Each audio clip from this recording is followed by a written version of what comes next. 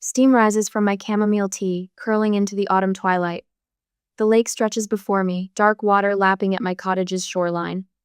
This moment of peace cost me 6 years of double shifts and microwave dinners, but watching the sunset paint the water copper makes every sacrifice worth it. My phone buzzes against the wooden arm of my Adirondack chair. Another spam call, probably. But when I glance down, my heart stops. The security app notification glows bright. Motion detected, back door. I tap the alert with trembling fingers. The live feed loads, crystal clear and high definition, and there they are. My sister Brooke stands nervous watch while her husband Dylan works at my back door with a crowbar. My own sister. The handle of my mug burns against my palm as I fumble for 911. The dispatcher's voice sounds tinny, distant. Emergency services. What's your emergency? Someone's breaking into my house. The words barely squeeze past my throat. I have them on camera. They're at my back door with a crowbar. Are you in a safe location? Yes, front porch. I can see them on my security feed. I watch Dylan wedge the crowbar into my door frame. The wood splinters. Please hurry. Officers are en route. Stay on the line with me. Can you describe the perpetrators? My voice cracks. My sister and her husband. 7 days ago, my mother called for the first time in 8 months. Her voice dripped honey, warning me trouble was coming. Marilyn, sweetheart, how are you? I should have hung up then. I'm fine, Mom. I kept my tone neutral, professional. The way I'd learned to handle her after all these years. Good, good. A pause. Listen, we need to talk about your cottage. My fingers tightened on the phone. What about it? Well, you know Brooke and Dylan are expecting. They need a proper home for the baby. Another pause. You've got that lake house all to yourself. Would you consider gifting it to them? The room spun. Gifting them my house? Family hubs family, Marilyn. Don't be selfish. Selfish. The word she used when I wouldn't let Brooke copy my homework. When I wouldn't loan her my car. When I wouldn't drain my college fund to bail out her first husband. Number. The word came out sharp final. This is my home. I worked for it. You always were stubborn. Mom's voice hardened. Family doesn't turn their backs on family. Really? 17 years of buried rage bubbled up. Family doesn't throw you out at 17 and call it character building either. The silence stretched between us like a razor wire. Think about your sister, Mom said finally. She needs this more than you do. Now I watch that same sister peer through my back window while her husband tries to steal what I spent years building. The security lights flash on, highlighting Brooke's rounded belly under her jacket. 6 months along, according to Mom's Facebook posts. Just far enough to start showing, not far enough to slow her down. The distant wail of sirens splits the air. Dylan's head snaps up. He drops the crowbar. Brooke grabs his arm, pulling him toward the tree line. But the cameras catch everything their faces. The crowbar, the damage to my door, evidence in crisp digital clarity. Red and blue lights dance across the lake's surface as 2 patrol cars swing into my gravel drive. I'm still clutching my cold tea, somehow having never set it down. The dispatcher's voice comes through. Officers are on scene. You can hang up now, ma'am. I watch them search the woods with flashlights. Find the crowbar Dylan dropped in his panic. The younger officer takes photos while his partner asks me questions. I answer in a voice that sounds far away, detached. Yes, that's my sister. Yes, I want to press charges. Yes, I have the security footage. You did the right thing, ma'am. The older officer's face is kind. Family or not, breaking and entering is a crime.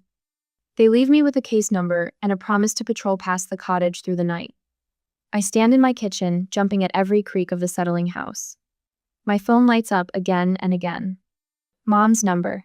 Mom's number. Mom's number. I let it ring. On my coffee table, blank restraining order forms stare up at me.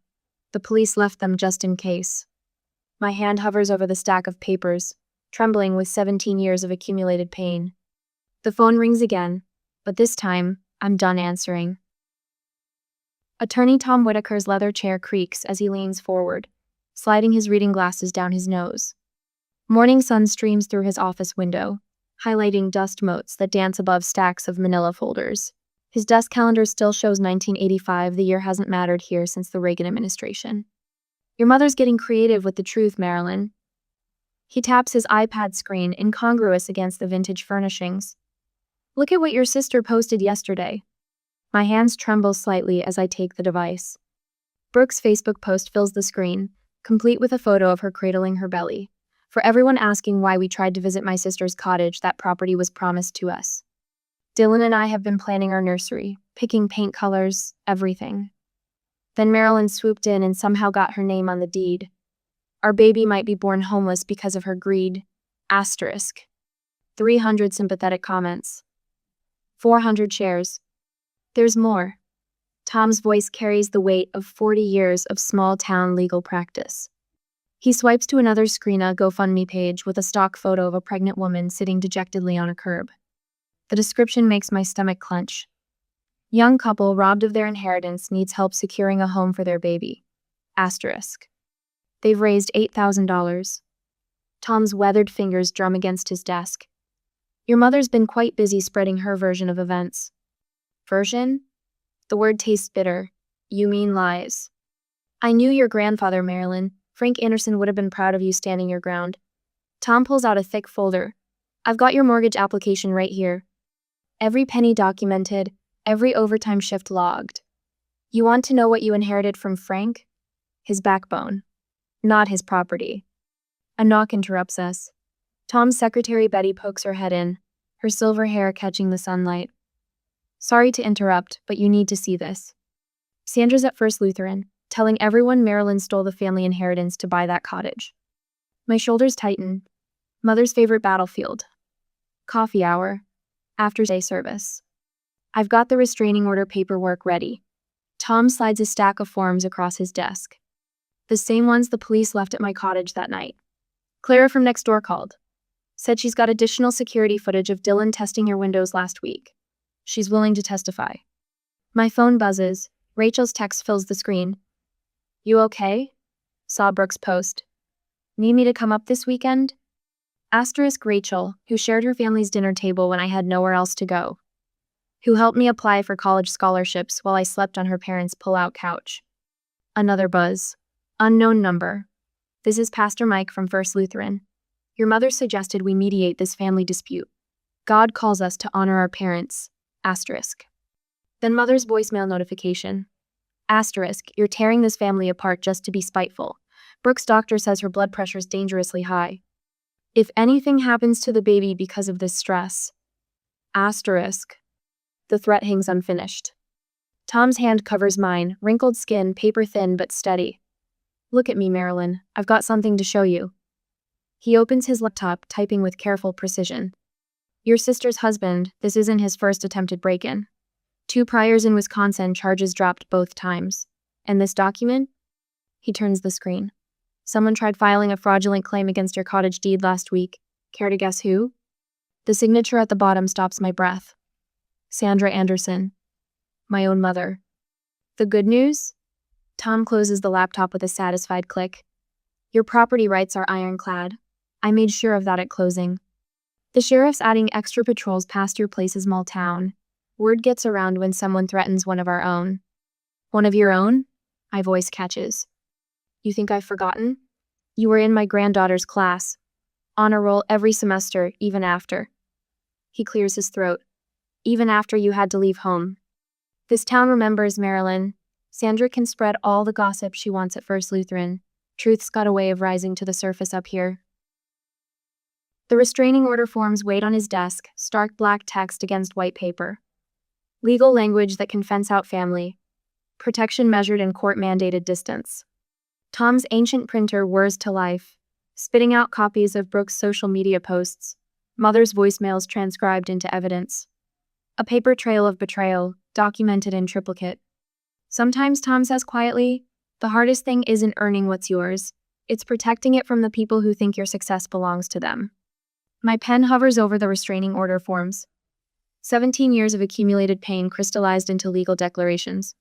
The weight of the pen matches the weight in my chest. Outside Tom's window, an American flag snaps in the Minnesota wind. The same flag that flew here when I was a teenager, walking past this office to my after-school job at the diner. The same flag that watched me serve coffee at midnight to save for college, one tip at a time. The pen touches paper. My signature flows across the line, black ink bleeding into white fibers. Final as a judge's gavel, permanent as a mother's betrayal. My hand doesn't shake at all. Tom gathers the signed forms with gentle hands. I'll file these today. You focus on keeping yourself safe. He pauses. Frank used to say, character isn't what you build up. It's what's left standing after life tries to tear you down.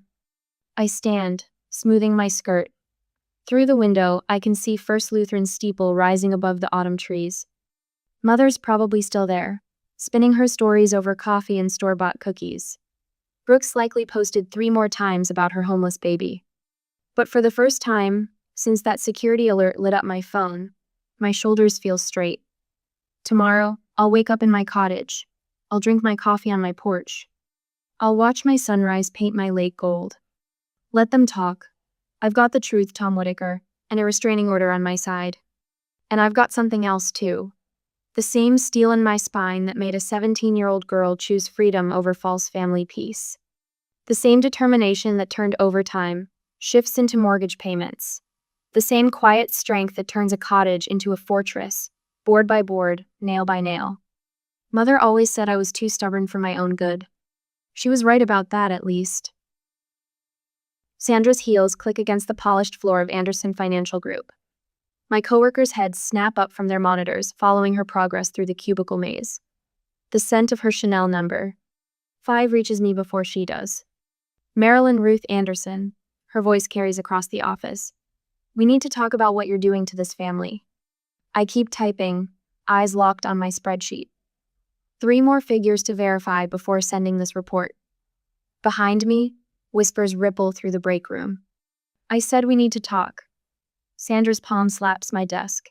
A photo of my cottage tips over. Mrs. Anderson? My boss appears at my cubicle entrance. I'm afraid I'll have to ask you to leave. This is a family matter. This is a place of business. He steps between us. Security is already on their way. Sandra's face flushes. She's having her own mother escorted out by security. Do you see what kind of person she is?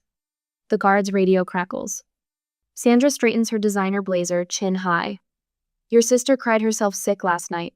The doctor's worried about the baby's heart rate. I hope you're proud of yourself. Her heels click away.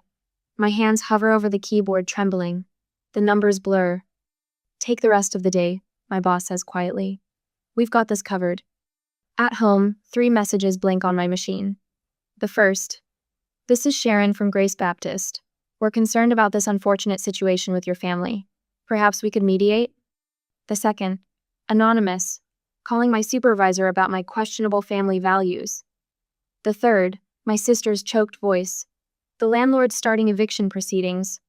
I hope you're happy. I sink into my Adirondack chair, the one I stripped and refinished last summer. The lake mirrors the sunset, peaceful despite everything. A memory surfaces.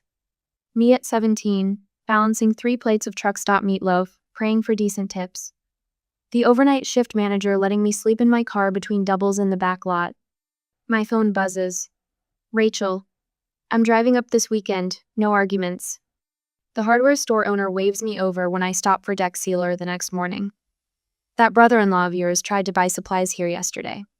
Told him his money's not good at my establishment. He rings up my purchase. My granddaughter got pushed around by family too. Sometimes standing your ground is the only way. I'm weeding the cottage garden when Sandra's Lincoln pulls into my gravel drive.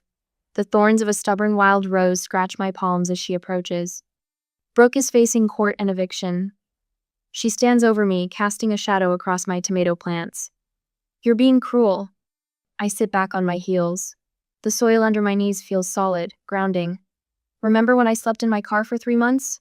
When I ate nothing but ramen to afford textbooks? That was different. You were being rebellious. I was being thrown away. I brushed dirt from my jeans. I built everything I have alone after you abandoned me. Their actions were illegal, and now they face consequences. We're your family. You made this bed. The words taste like victory. You taught her to lie in it. Don't hand me the blanket now.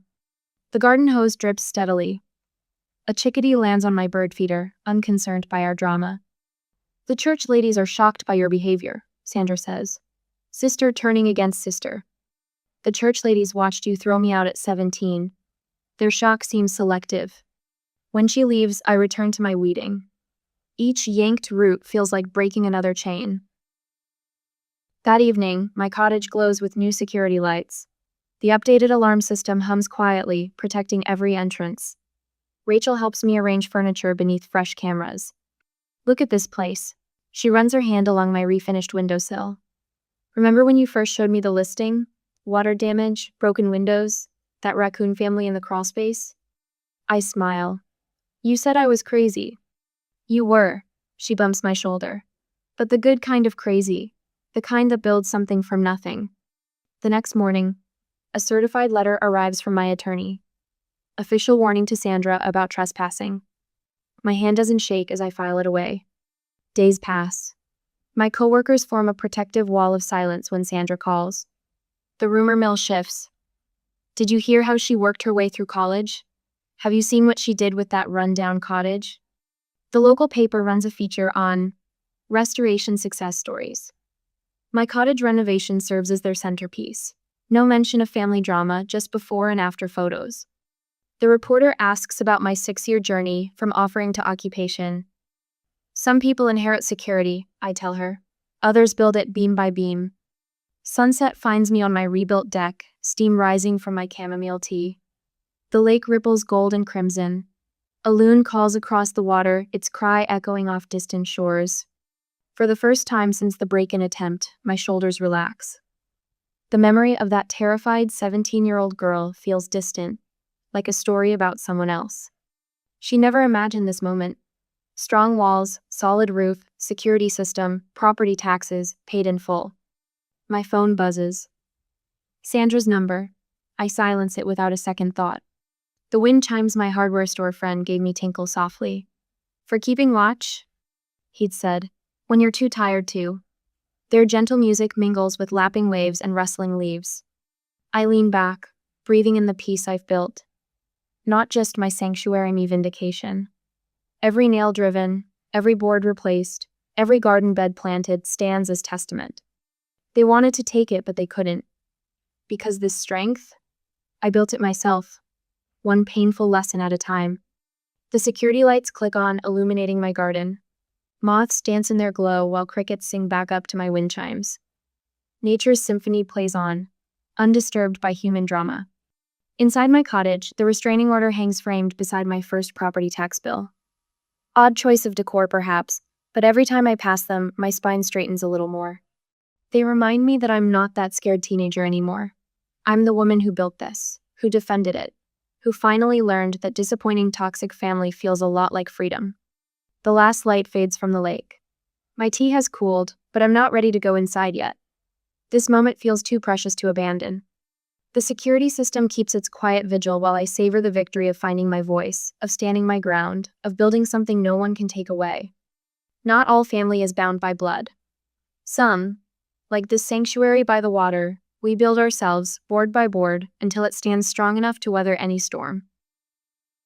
My pen scratches against the legal pad, each line filled with times, dates, and details.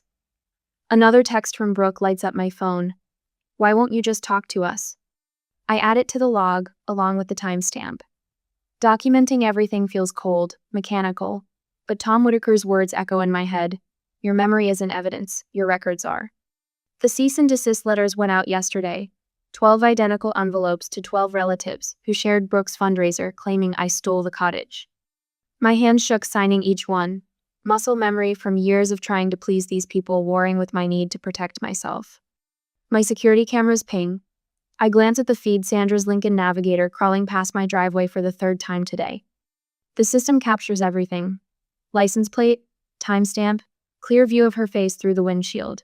I forward the footage to Tom. Your mother's circling again? Rachel's voice crackles through my phone speaker. Like a vulture at a picnic, I rub my temples. She called the church ladies. They're planning an intervention to save my soul. How's the therapist working out? I glance at the workbook Dr. Chen assigned, its pages filled with my handwriting. She says I'm making progress. Yesterday we talked about the Christmas when I was 14, when Mom gave Brooke my violin because she wanted it more. The memory still stings, but the edge has dulled. Apparently, giving away other people's possessions is a textbook control tactic. A rhythmic knock at my front door makes me jump. Through the security camera, I see Mrs. Abernathy from 3 houses down, clutching a stack of papers. When I open the door, her weathered face crumples. "I thought you should see these." She hands me a pile of anonymous letters. "They've been showing up in everyone's mailboxes. Terrible things about you, dear. But we all remember when you spent that whole weekend helping Frank fix his boat lift. We know who you really are." The letters drip with accusations. "I'm destroying my family. I'm jealous of Brooke's baby. I'm a bitter woman who'll die alone."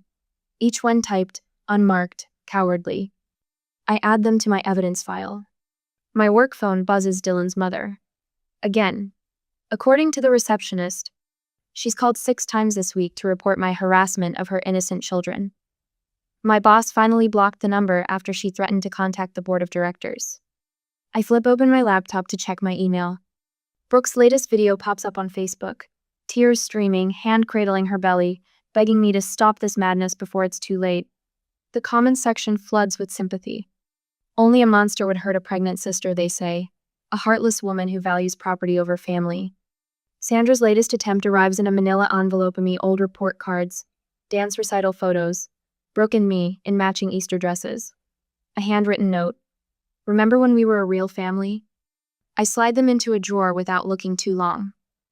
Memories can be weapons too. The newspaper calls at noon. They're investigating the attempted break-in, following up on reports of harassment. "This happens more than people think," the reporter says. Elder financial abuse often starts with family members claiming they deserve the victim's property. I'm not elderly, but the pattern fits. While I talk, my community Facebook app lights up. Linda from the hardware store has started a thread. "Standing with local businesswoman against family fraud." Comments pour in. Stories of other inheritance fights, property disputes, siblings stealing from siblings.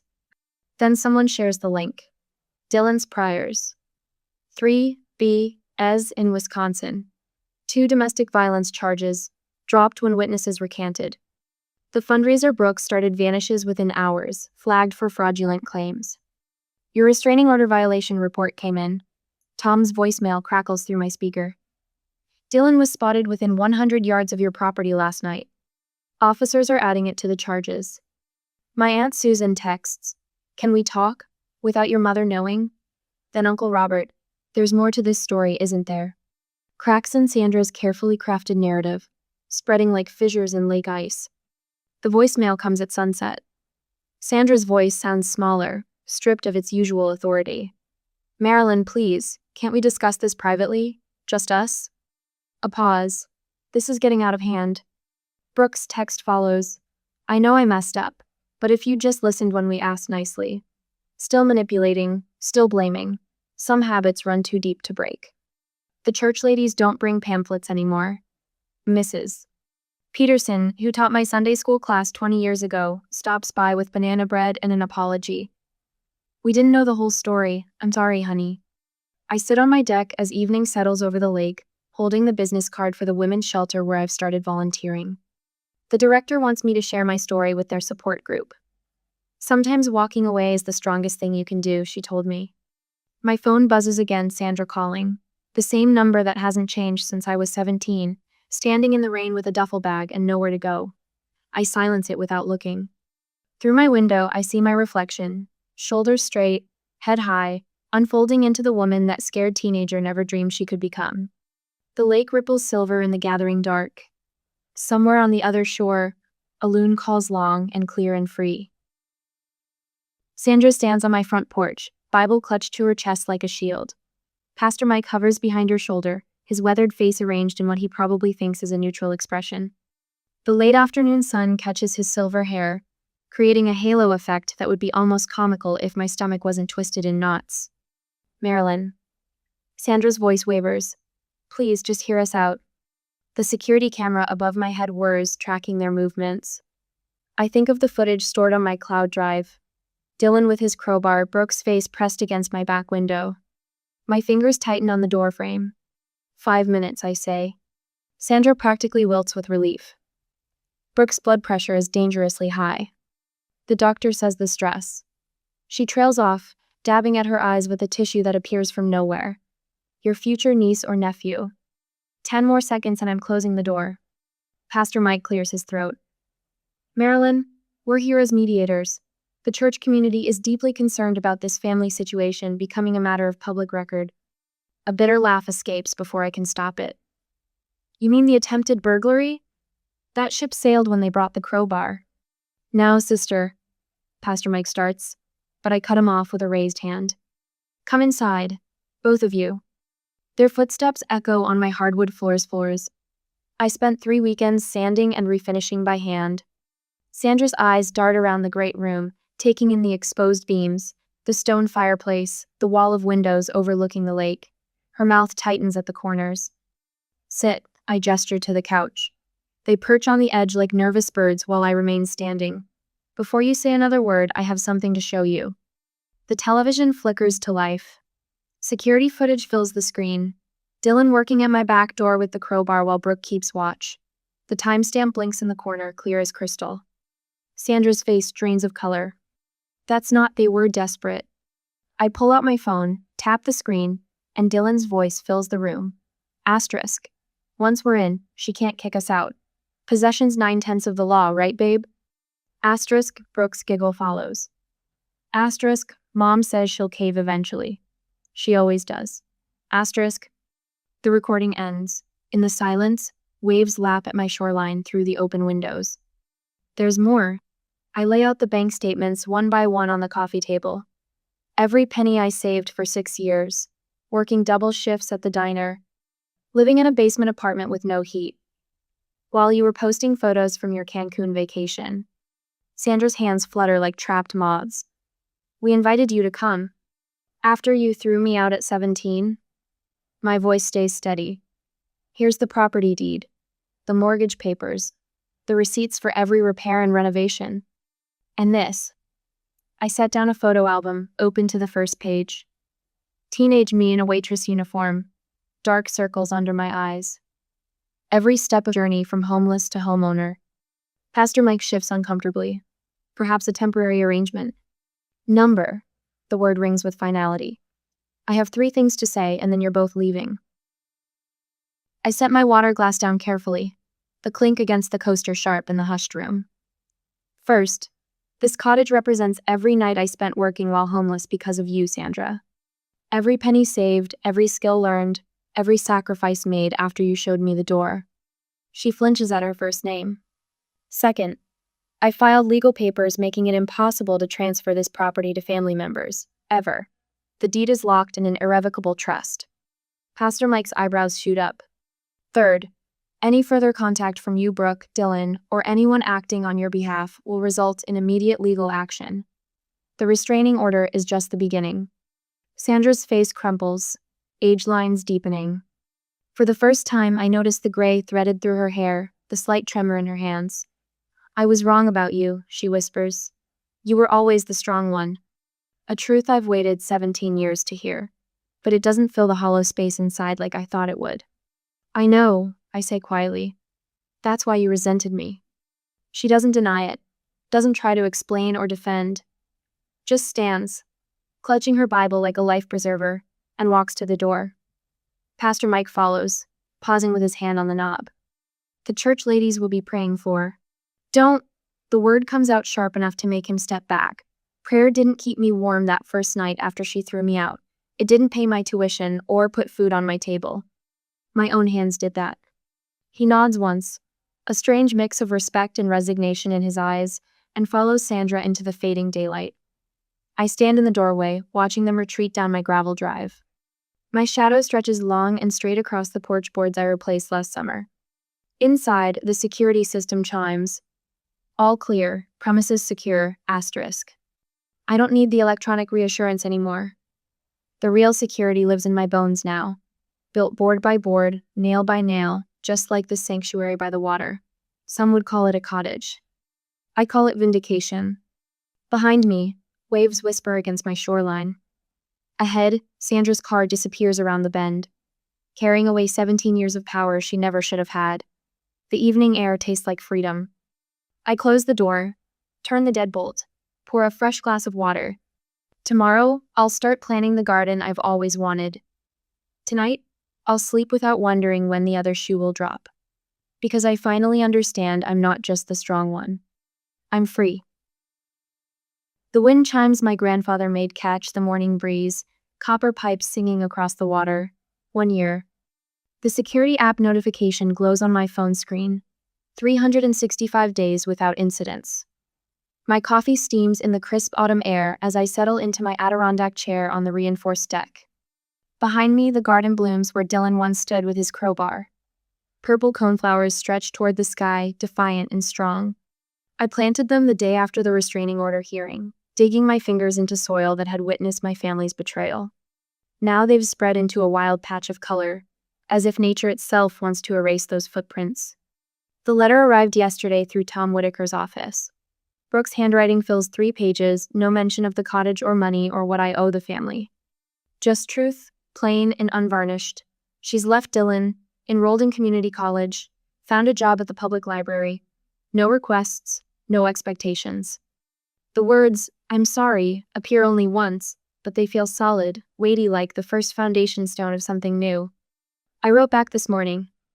2 sentences. I'm glad you're finding your path. I wish you well. The boundaries stand firm, but without the razor wire of rage that once topped them. Rachel arrives as the sun climbs higher, bearing fresh bagels and the same fierce loyalty she showed when I slept on her family's pull-out couch at 17.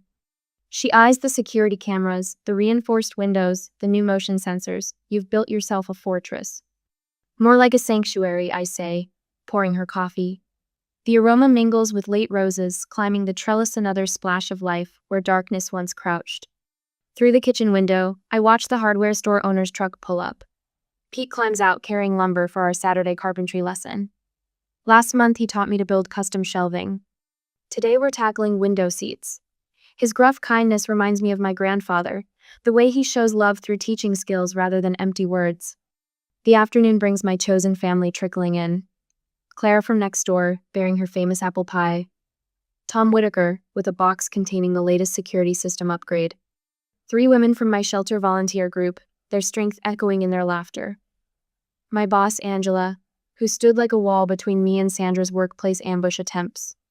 Rachel raises her glass as twilight paints the lake copper. To building something no one can take from you. The words settle into my bones like truth. I think of the 3 teenage girls I mentored at the shelter last month, their eyes lighting up when I explained about squirreling away spare dollars, building credit slowly, planning escape routes.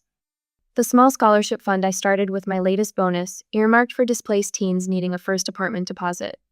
Night falls soft around us. No more jumping at shadows. No more sleeping with one ear tuned for splintering wood.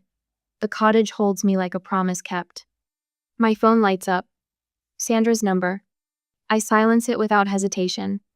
Turn back to my friends' voices rising and falling like the wind chimes.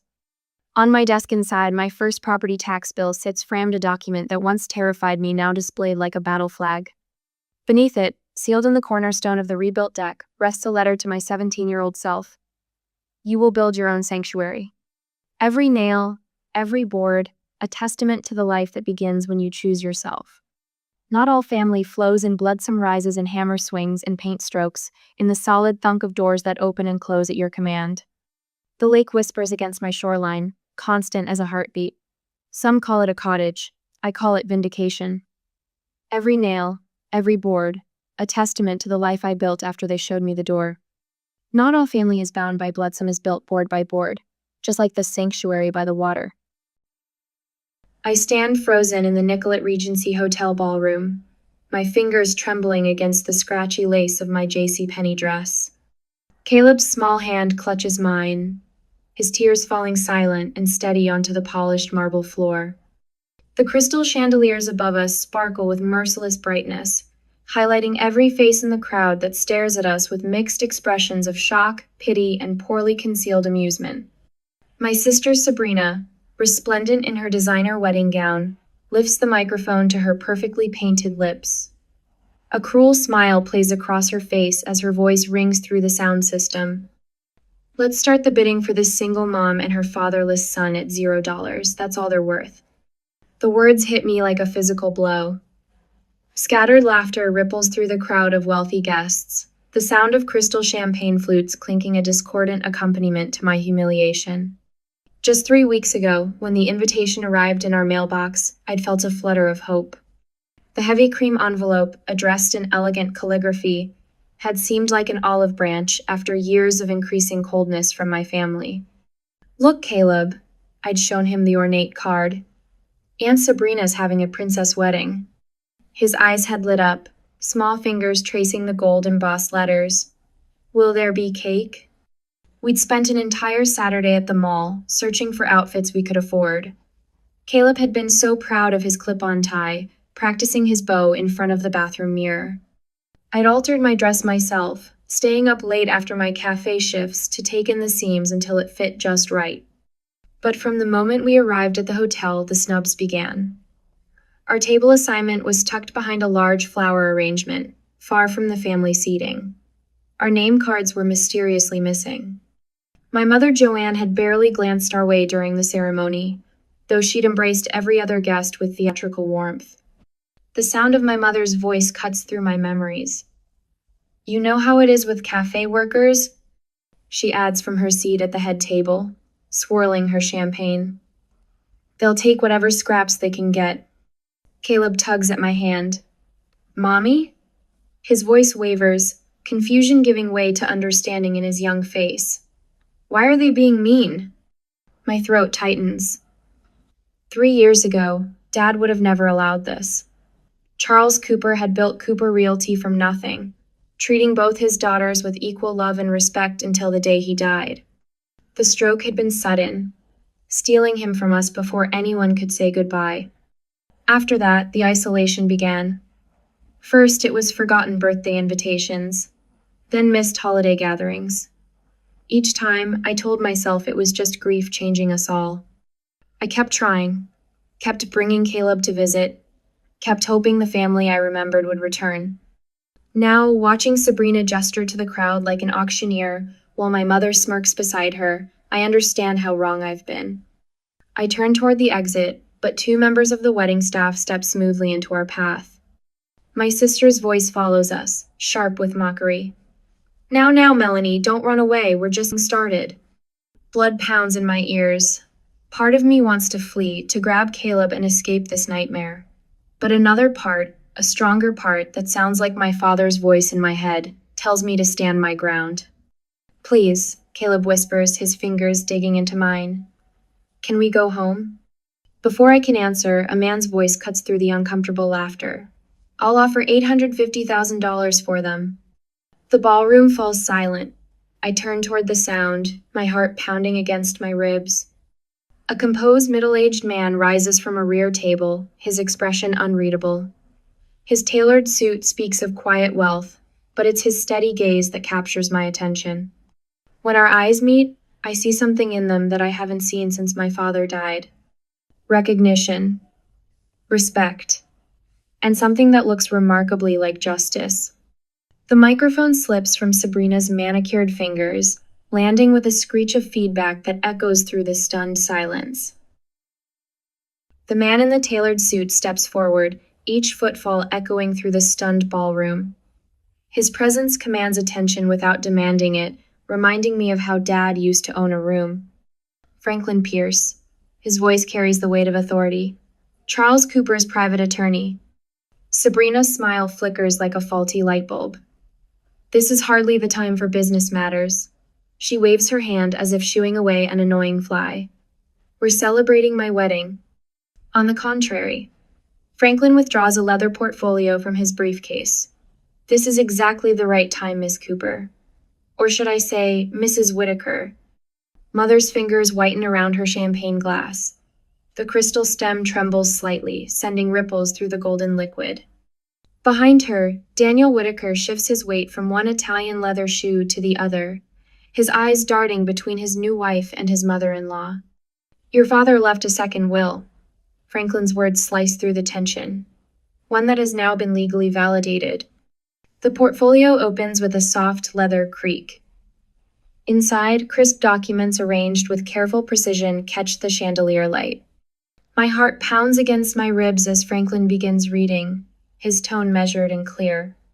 To my daughter Melanie Ann Cooper, I leave controlling interest in Cooper Realty, amounting to 92% of company shares.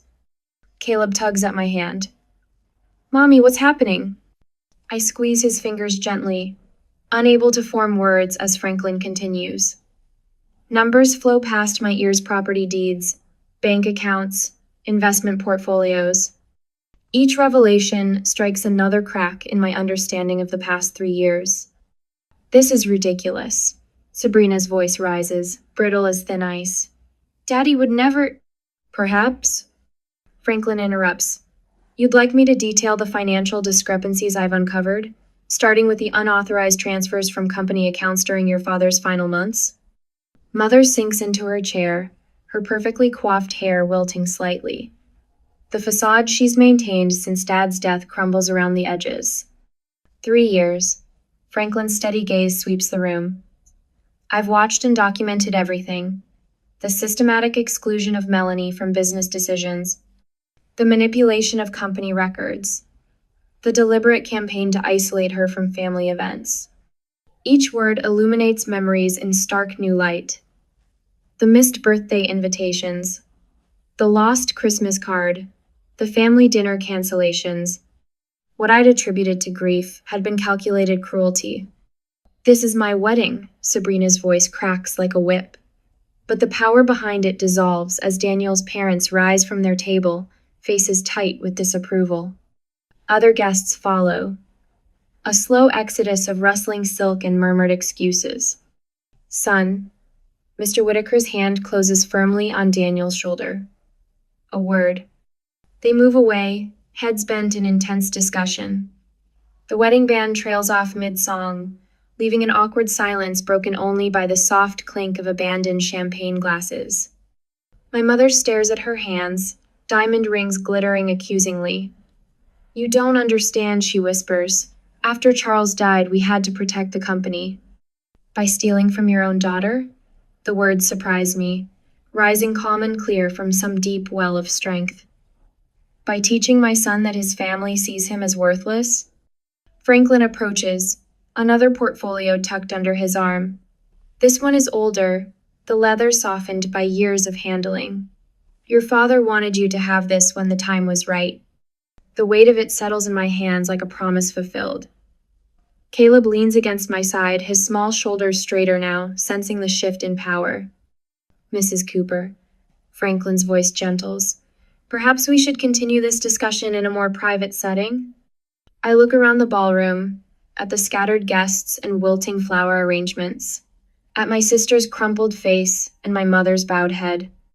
At the cream-colored wedding cake, its perfectly sculpted layers are now as artificial as the family harmony they'd pretended to maintain. No. I tuck Dad's portfolio under my arm. I think everything that needs to be said has been said. Come on, Caleb.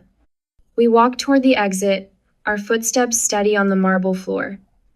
Franklin follows a respectful distance behind, his presence like a shield at our backs.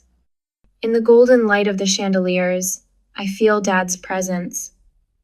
Not in grief or loss, but in the quiet strength he always believed I possessed. Looking down at Caleb, I see the same resilience in his straight spine and lifted chin. The heavy ballroom doors swing shut behind us with a soft, final click. It's nearly 3 a.m. when I get home from the wedding and find myself deep in conversation with Franklin. The numbers on my microwave clock blur through unshed tears. 2:47 a.m. Caleb sleeps on the threadbare couch, his small chest rising and falling beneath the quilt my grandmother stitched before I was born. The leather portfolio Franklin gave me sits untouched on my kitchen table, its presence is heavy as a stone. Your father was meticulous in his planning, Franklin says, his voice soft enough not to wake Caleb. He pulls out my mother's wooden chair, the only piece of furniture she let me take when I moved out, and settles into it with practiced ease. He knew what was happening long before the stroke. The words hit me like ice water. He knew? My fingers trace the worn edge of the table, catching on a scratch from Caleb's first attempt at homework. About their… everything?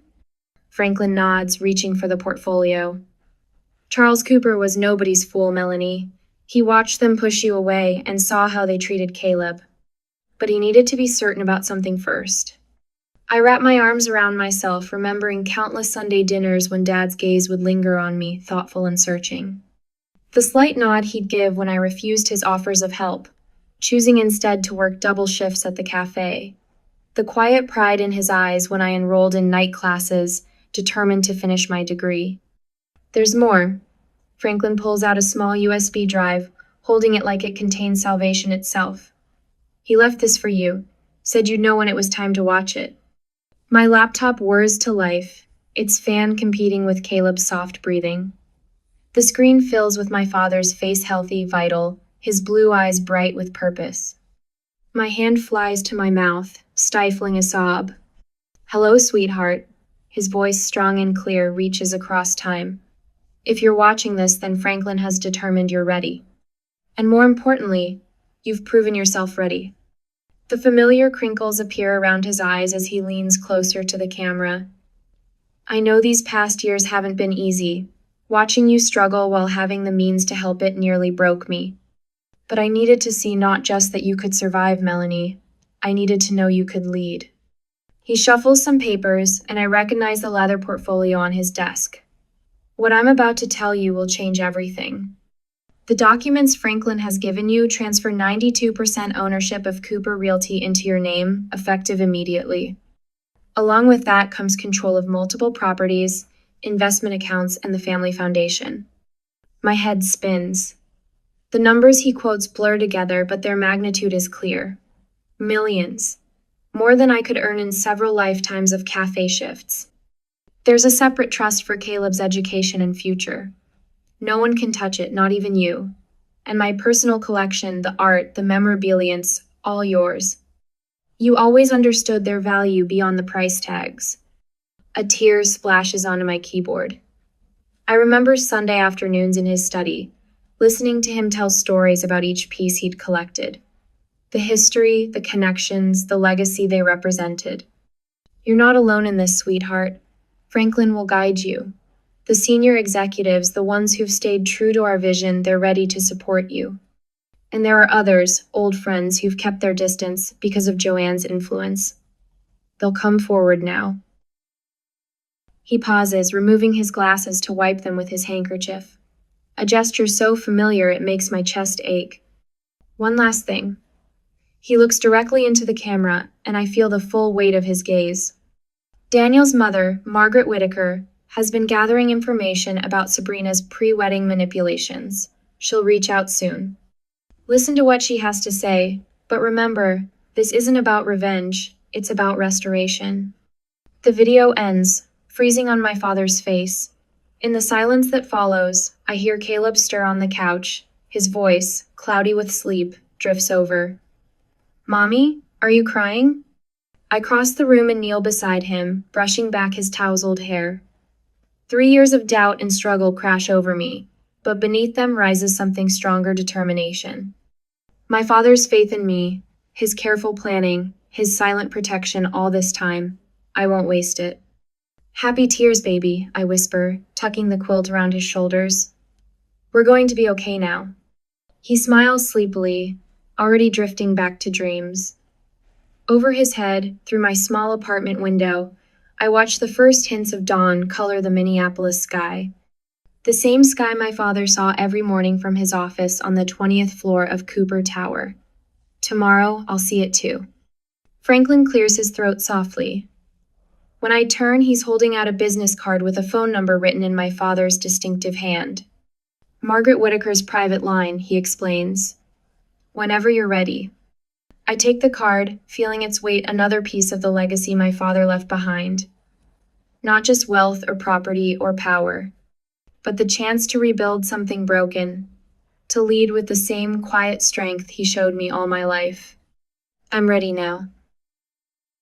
The next morning, the elevator doors part silently on the top floor of Cooper Realty. My fingers trace the brass handrail, remembering how Dad would pretend to shine it with his sleeve every morning, whistling an old Frank Sinatra tune. The same security guard, Tom, stands at his post, his weathered face lighting up with recognition. Miss Melanie? His voice cracks. Welcome home. The morning sun streams through floor-to-ceiling windows, illuminating a sea of curious faces peering over cubicle walls. Some I recognized from company picnics years ago, others are strangers. Franklin walks beside me, his steady presence a buffer against the whispers that follow our path through the office. A woman in an expensive suit rushes past, phone pressed to her ear. "Joanne, please, I can't talk now." "She's here." The woman's steps falter when she sees me, her face draining of color. My mother's closest friend on the board, I realize. One of many who looked the other way. In Dad's office, my office now, everything remains exactly as he left it. The same leather chairs, the same vintage brass compass on the desk. Even his favorite coffee mug, the one with fishing lures printed around the rim, still sits on the credenza. They didn't dare change anything, Franklin explains, closing the door behind us. Your mother claimed she was preserving his memory. In reality, she was preserving appearances while bleeding the company dry through a series of shell corporations. My phone buzzes for the 20th time this morning. Joanne's number. I silence it without looking at the message. The audit team is ready whenever you are, Franklin says, setting a thick folder on the desk. And the PR statement about the leadership transition is drafted for your review. I sink into Dad's chair, running my hands over the smooth mahogany desk surface. A memory surfaces, sitting here at age 8, practicing my signature on his letterhead while he reviewed contracts. A leader's signature needs to be readable, Melly, he'd said. Shows respect for the person reading it. The leather squeaks as I lean forward, picking up his old Mont Blanc pen. First, show me everything they tried to hide. Every account, every shell company, every fraudulent transaction. Then we'll talk about moving forward. 3 hours later, my head spins with numbers and legal terms. But one thing becomes crystal clear: the systematic way Joanne and Sabrina worked to dismantle Dad's legacy while maintaining a pristine public image. They even tried to sell the affordable housing division, Franklin says, pointing to a buried clause in a contract. Your father's pride and joy. Not anymore. I initial the last page of the audit authorization. Call the team, full forensic audit, starting today. And freeze all non-essential expenses until we have a complete picture.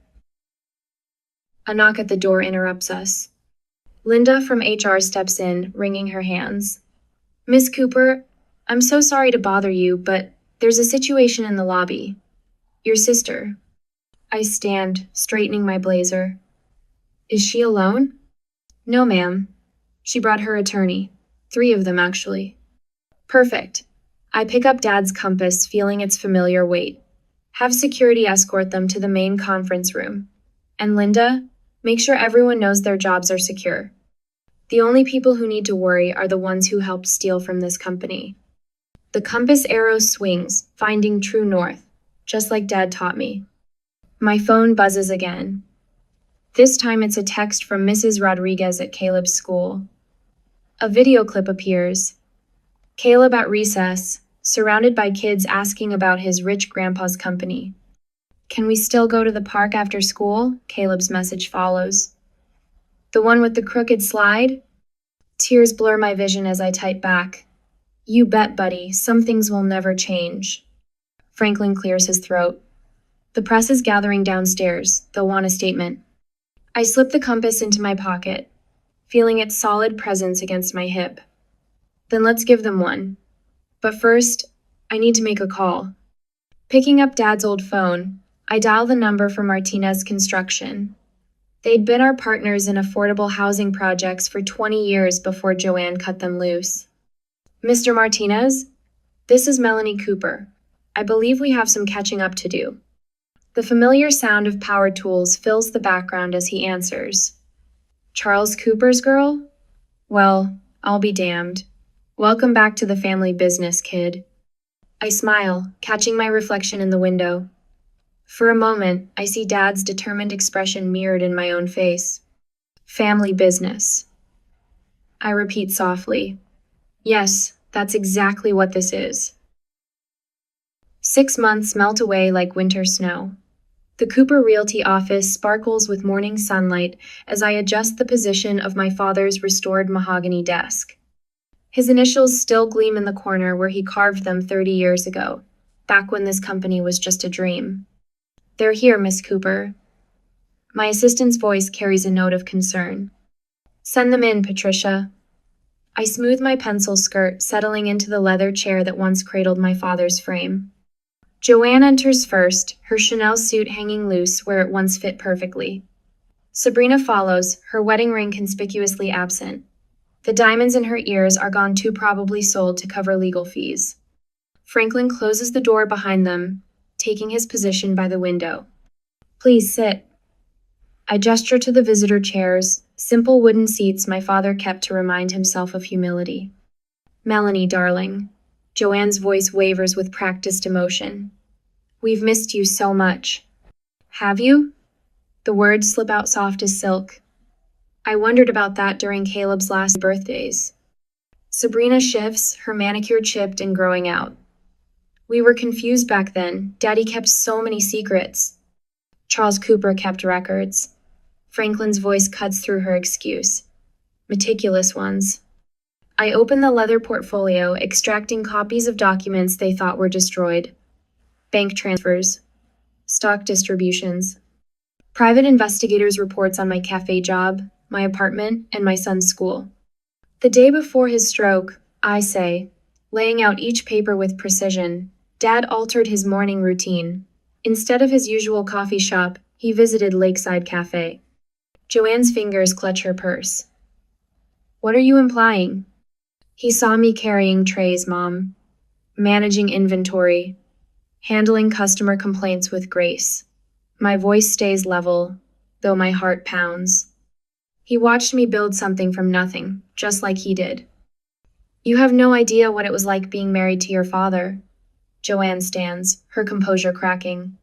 "The constant lessons, the tests, the expectations. You always were his favorite." Sabrina spits, color flooding her cheeks. "Perfect, Melanie, so much like Daddy." "This isn't about favorites." The quiet strength in my voice surprises even me. "It's about choices. Every time you excluded Caleb from family events, every time you whispered about his father at holiday gatherings, every time you chose cruelty over kindness." Silence fills the office like smoke. Outside my window, Minneapolis continues its morning bustle, unaware of the decades of pain unraveling in this room. "What do you want?" Joanne sinks back into her chair. "Money, public apology, our humiliation." "I want therapy." I pull out another document. "Family counseling twice monthly. Regular visits with Caleb supervised at first. He deserves to know his family, even the imperfect parts." Sabrina blinks. "You'd still let us see him? After everything?" "This isn't about punishment." Dad's words flow through me now. "It's about healing, but there are conditions." I outline the terms: financial support contingent on genuine effort in therapy, transparent accounting, no positions at Cooper Realty, but potential for future involvement if trust rebuilds. Each point lands like a stone in still water, rippling through the space between us. "Why?" Joanne whispers. "Why offer us anything?" My fingers trace Dad's initials in the desk. Because 30 years ago, a banker laughed at Charles Cooper's loan application, called him worthless. I meet their eyes. He proved that man wrong not through revenge, but by building something meaningful. That's the legacy I choose to continue. Franklin clears his throat, pride gleaming in his eyes. I see now why Dad trusted him with this moment. "You have 24 hours to consider the terms." I stand, signaling the end of our meeting. "Choose wisely." They rise, unsteady as newborn fawns. At the door, Sabrina pauses. For a moment, I glimpse the sister who once shared my sidewalk chalk and ice cream cones. "The wedding," she says. "I shouldn't have." I know. The words come easier than expected. "That's why we're here." After they leave, Franklin approaches my desk. "Charles would be proud." Would he? I sink back into the chair, suddenly exhausted. Sometimes I wonder if I'm being naive. He didn't build this company on naivety, Franklin says. He built it on second chances and boundaries. He taps the leather portfolio, just like you're doing now. Through the window, I watch Joanne and Sabrina cross the parking lot, smaller somehow in the morning light. The choice lies before them now: pride or healing, isolation or family. A moment later, my phone buzzes. A text from Caleb's teacher about the upcoming science fair. Real life continues, even on days that reshape everything. I smile, remembering Dad's favorite saying, "Business is simple. Build something worthwhile, treat people right, and always leave room for grace." Today, in this sun-filled office, I finally understood what he meant.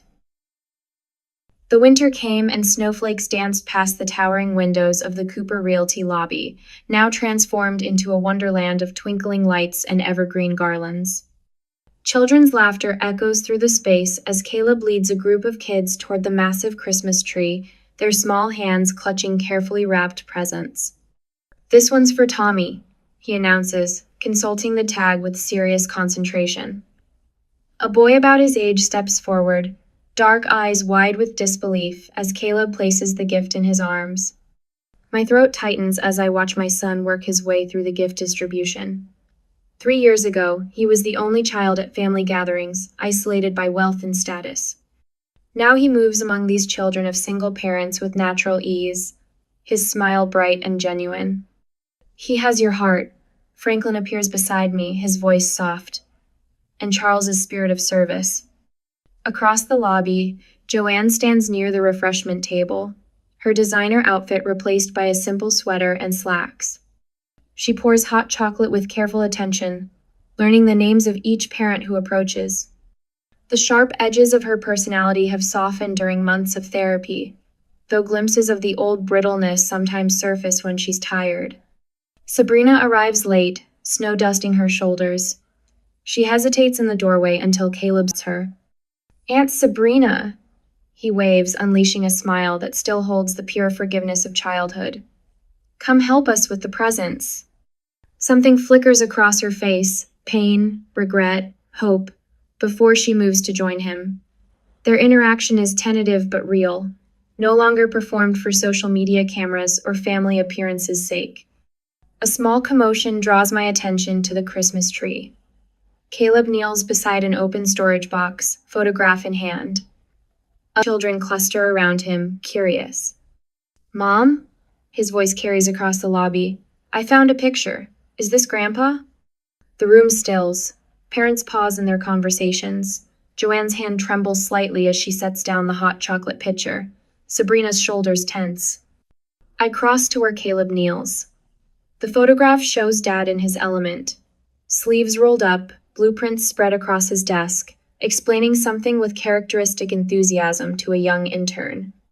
His eyes crinkle at the corners, alight with the joy of sharing knowledge. "Was he a good person?" Caleb asks.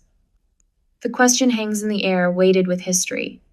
I touch the edge of the photograph, remembering the many times I'd sat in that same chair across from Dad's desk, absorbing his lessons about business and life. The way he'd listened to my ideas with full attention, treating each one as worthy of careful consideration. He was the best. My voice emerges steady and warm, and he's still watching over us. Caleb studies the photograph. He looks happy, like he's teaching something important. He was always teaching. The words come from Joanne, who is drawn closer, even when we didn't realize we were learning. A small hand tugs my sleeve. "Can we put it on the tree?" a little girl asks, pointing to the photograph. "Next to my daddy's picture?" I glance at the tree, noticing for the first time the other photographs nestled among its branches. Smiling faces of parents present and absent, creating a tapestry of family love in all its forms. "That's a wonderful idea." I helped Caleb and his new friend secure the photograph to a branch. Other children added their own family photos, transforming the tree into a living memorial of love and remembrance. Later, as the event winds down, Franklin joins me near the window. Outside, the snow continues its gentle descent, softening the city's hard edges. Charles would be proud of all of you, he says quietly. The foundation's work with single-parent families, Cooper Realty's affordable housing initiatives. You've taken his vision beyond anything he imagined. I watch Caleb help a younger child zip up his coat, Sabrina holding the door as parents and children begin to depart. Joanne moves among them, exchanging genuine hugs and promises to meet for coffee.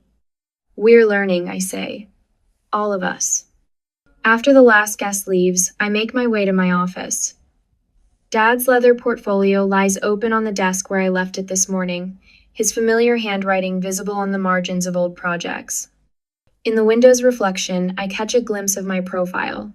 The same determined jaw, the same steady gaze he carried. The snow falls steadier now, wrapping the city in quiet possibility. I touch the portfolio's worn leather, feeling the years of wisdom pressed into its pages. Thank you, Dad, I whisper. I understand now. The legacy he left wasn't just in property deeds and bank accounts. It lives in Caleb's instinct to help others, in Joanne's careful steps toward redemption, in Sabrina's growing ability to see beyond herself. It lives in every family we help through the foundation, every affordable home we build, every moment we choose connection over division. Standing here in the quiet, watching the snow transform the world, I finally understand what Dad knew all along, that true wealth isn't measured in dollars, but in the lives we touch and the love we leave behind.